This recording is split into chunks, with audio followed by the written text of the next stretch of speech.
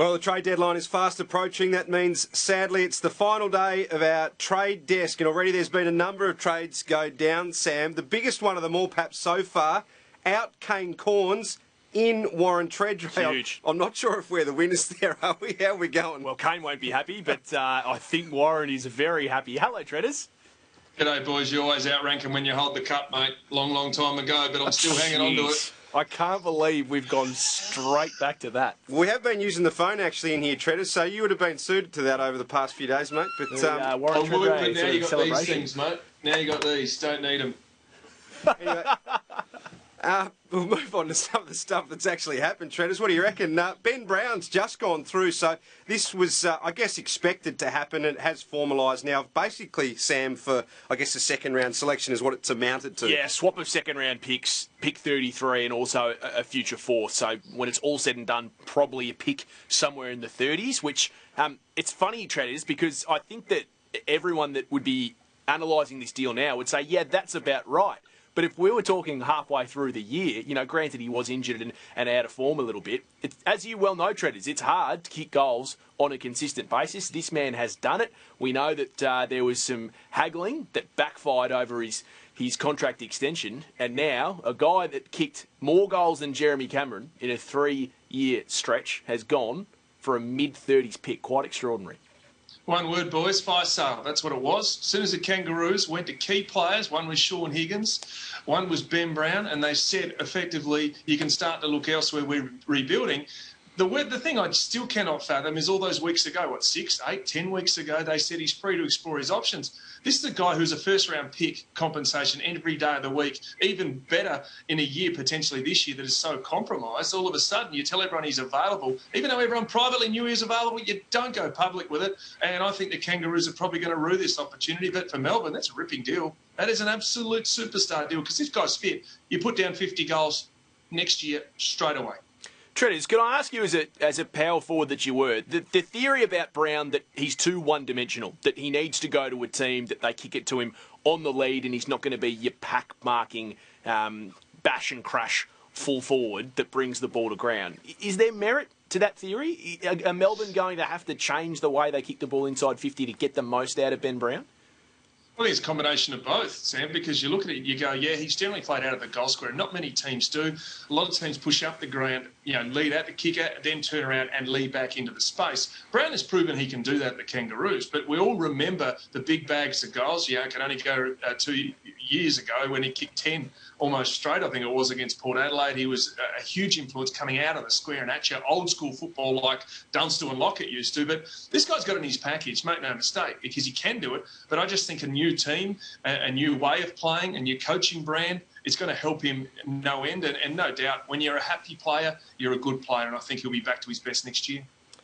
Treaders, the other one that we're looking at the moment, Jack Higgins to St Kilda. Sam's, I guess, finalise that deal for us. I reckon it's just about right. Sam reckons it's a big win for the Saints. No, you're putting words in my mouth there. Didn't say big win for the Saints. I just thought if the ledger is 50-50, the Saints probably get 55 to 60% of it. So, Treaders, Higgins, 21 and a future fourth go to the Saints. Richmond get pick 17 and a future second. So slide a few places. But ultimately, when it's said and done, it's probably a little bit worse than a future second, depending on how you look at it. I actually think it's a good deal for the Saints. I understand that Richmond slide up 4 places in the draft, and recruiters will say the difference between 17 and 21. Well, it depends on who you speak to. But I think it's a good move for a player that will ultimately be in their best 18, is still young, got plenty of good footy left ahead of him.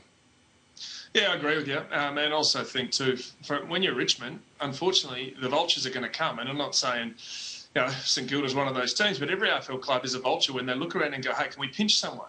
We've seen it over the last couple of years, players who are at Richmond, all of a sudden they get an opportunity to go elsewhere. They get a little bit more money. They're guaranteed game time, which you're not necessarily guaranteed at Richmond because, let's face it, Higgins is either at his best in their 22, and as we've seen, a little bit off his best or with some personal issues, he slides out. So this will see him play regular footy. So from his perspective, he's wrapped. I get game time, I'll probably get a pay rise, and I'm going to be an AFL footballer week in, week out, provided the only thing dictates that is my form and he'd back himself in. So I think it's a win-win for both. And unfortunately, when you're as good as Richmond has, 3 out of the last 4 flags, the team's going to come knocking to pick off some of those players they think are gettable. It is quite amazing, Ed, and just on that point, that you think about, I don't reckon, Treaders, we've ever seen a time in footy where younger players are willing to move faster than they are. You look at Caldwell and Haitley at GWS. Both only spent 2 years there, and now they're both going home to South Australia and to Victoria, respectively. Higgins was only drafted 3 years ago in the 2017 draft, and it's not as though he hasn't been given opportunities. We've seen him play good footy at Richmond, but hard to get a game, as Treaders was saying, at Richmond. He's under contract, and yet he leaves as well. We're just seeing more and more movement every year. We heard Ross Lyon a few days ago say he wanted to see him stay at Richmond and strive for that premiership and fight his way back into the team. And that's probably the coach in him, I guess, coming out, because the coaches, they wanted to try and develop these kids, and they know that they can't just hand them again, particularly at a club like Richmond. But the way today's set up, Treaders, I guess, trades filtering through this afternoon, some of the more, I guess, without being disrespectful, secondary trades, and we think some of the bigger ones will go through later tonight. Built up a lot of drama, the AFL likes. They've set it up that way this afternoon. And well, you couldn't do a trade before 3 o'clock. Well, it is amazing, isn't it? That all filtered through to the AFL, but tonight. So Jeremy Cameron's a big one, but the ones that I find intriguing, because I think Cameron will get done, are the ones involving potentially Collingwood, but also the Western Bulldogs. So Josh Dunkley, and we spoke about this yesterday, how closely linked that is to Adam Treloar. We spoke yesterday about the fact that that's maybe the one deal that has some question marks. Yep. And in turn, what does it mean for Adam Treloar? Fresh detail today about his contract situation, what the Bulldogs are willing to pay, and it could end up having Collingwood pay a lot of his salary over the next 5 years, Sam. Yeah, well, $300,000 is a lot of money, but remembering that their offer to the Gold Coast Suns was $100,000 when he was hoping to go there, or in fact the Magpies were hoping to go there. I'm fascinated by this one. I'm with you, Ayrton. Does Josh Dunkley get to Essendon, and does therefore this man with exclusive pictures from 9 News yesterday get to the Western Bulldogs? I'm not so sure. The interesting thing, Ayrton and Treaders, from my perspective, is that the Bulldogs and Essendon actually met for the first time since Monday today. So they had a 3-day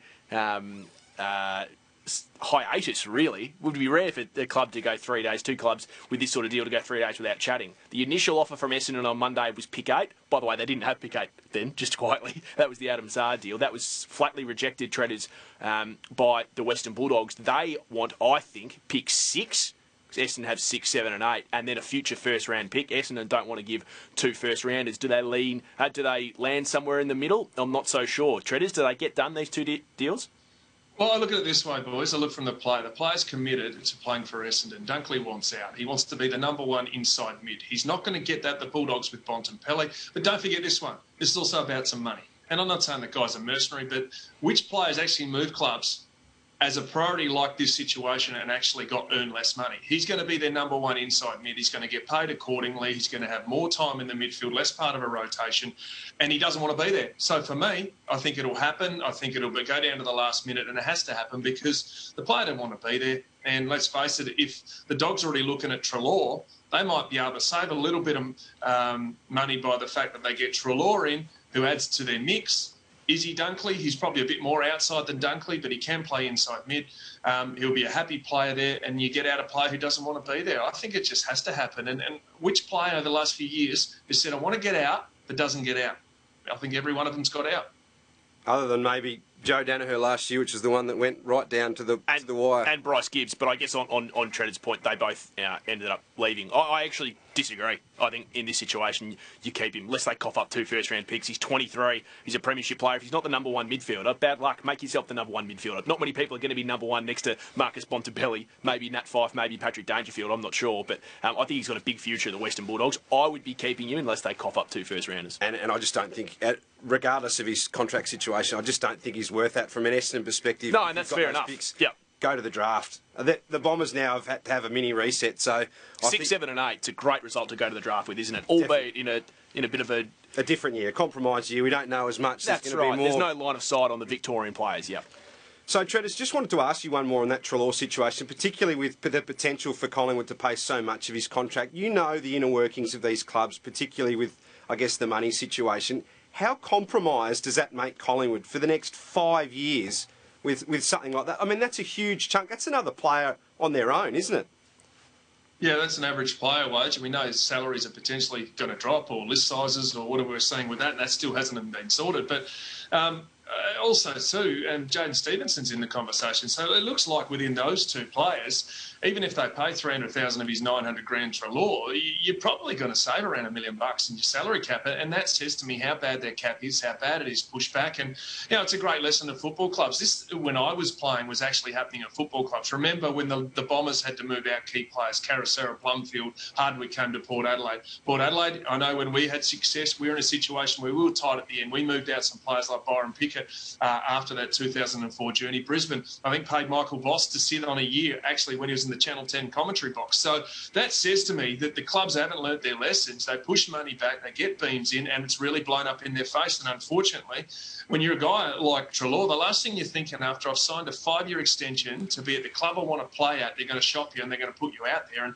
unfortunately, very much like the North Melbourne situation, when you go hard and shop them, your bargaining position is very, very, very weak. And somehow they're almost going to have to give away these players and be caught paying probably at least a third of their salary or up towards a third of their salary for them to play for the opposition. And that just stinks. And on that, just received word that the official offer from North Melbourne for Jaden Stephenson is pick 28.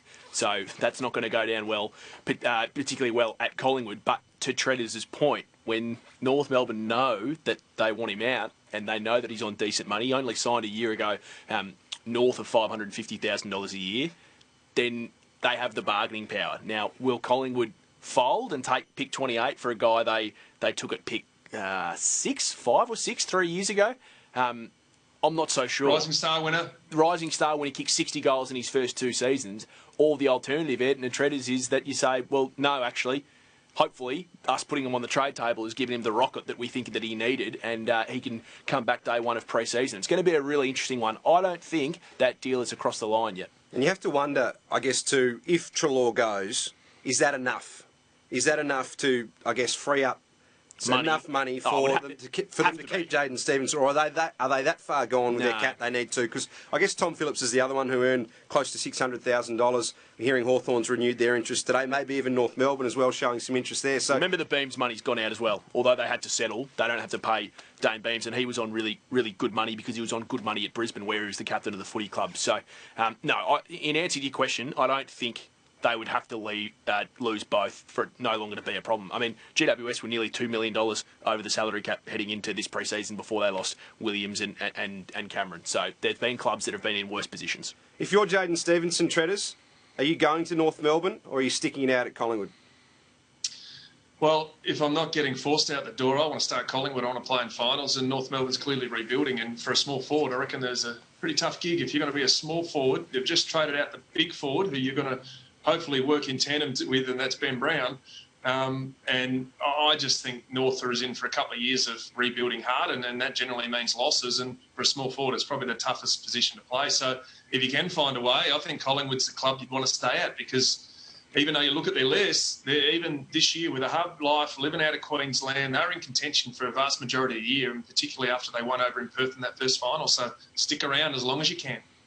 Yeah, it's interesting. I mean, I feel like he probably wants to stay as well for those exact reasons. But if he feels like he's no longer wanted at Collingwood and North Melbourne are offering him 5 years as opposed to Collingwood's 3, it's a fascinating one. And then Collingwood have a bit of a whip hand as well in this, because he's contracted for those 3 years. If North Melbourne aren't going to give up the pick that they think he is worth, or at least somewhat worth, then I don't think they'll trade him. I can't wait to hear from Collingwood. Boys, also, too, it's got to come back to the personality of the player. Yeah. Some players will be able to just go, Bryce Gibbs did it very well a few years ago, dust myself off, didn't work out, I'm going back to be a pro. Many years ago. Campbell did it at Richmond. Looked like he was going to Fremantle as captain, to leave the Richmond Footy Club, played really well. Ryan O'Keefe, I reckon, was one of those players many years ago. But is the mentality of the player, and I don't know the guy, is he that annoyed that he's like, stuff you, I'm out? Or is it a stage where, you know what, no, I'm going to prove it? There's 2 different types you can take it this way, and it comes back to the individual. I'll tell you what, there's just getting off topic a little bit, Tredders, and there's 3 big interviews you want, I reckon, next week, isn't it? That is Stephenson, Treloar and Dunkley. They'd be 3 great gets, whoever gets them first. And someone from Collingwood's football department. That's right, yeah. Nathan Buckley will be fascinating. Or Jeff Walsh. I mean, Nathan Buckley is a thinker of the game, and he would, I guess, empathise with these players and their situations. I'd love to know how ruthless these conversations really have been with the players, because Collingwood, for the moment, has sort of been saying there's nothing to see here. But we've known there is. So fascinating, that whole discussion as we move out of the trophy. Yeah, well, I think that's the thing that's probably been lost a little bit in all of this, and we'll talk about it more in the next few weeks, is Collingwood clearly have decided that given what's happened the last couple of years, and we know they came within a kick in 2018, it's not working. We haven't been playing the way we wanted to play, so we can keep going down this road and be pretty good and win finals, or we can really shake things up and get the players out who we don't think are working for us and get players in who we do and see what happens. Tread, it's Jeremy Cameron. It seems like that deal probably will get done. You keep saying that. I think it will as well. But you're very confident that he'll You get love there. questioning me, don't you, Sam? It seems like at the moment, pick 13's on the table, maybe a future first instead of one of the other first-round selections from Well, it's 15 and 20 at the moment, isn't it? But I'm sure the Giants want more. I think they put 13 on the table last night, but I'm happy to be corrected there. Treaders, would you go any further than that if you're Geelong, or are you saying it's 2 first-rounders, or nah? Well, there's a game of bluff here, boys. You can march him to the pre-season draft and sign him on a one-year deal and try and put $2 million on his head and hope you've got some salary cap space to do it. But I think at the end of the day, the Cats are going to want to do a deal again with GWS at some stage and vice versa. So this one has to get done. I think it'll be compensated quite well. I think it will go down late. It'll be orchestrated wonderfully by the AFL to get it through real late. But I just can't see how one of the best forwards in the comp, multiple Coleman medalists, gets pushed through to the pre-season draft. I didn't think it looked good for the comp with Martin last year because one of the newer franchise clubs gets stitched up. Well, I don't think that'll happen twice again.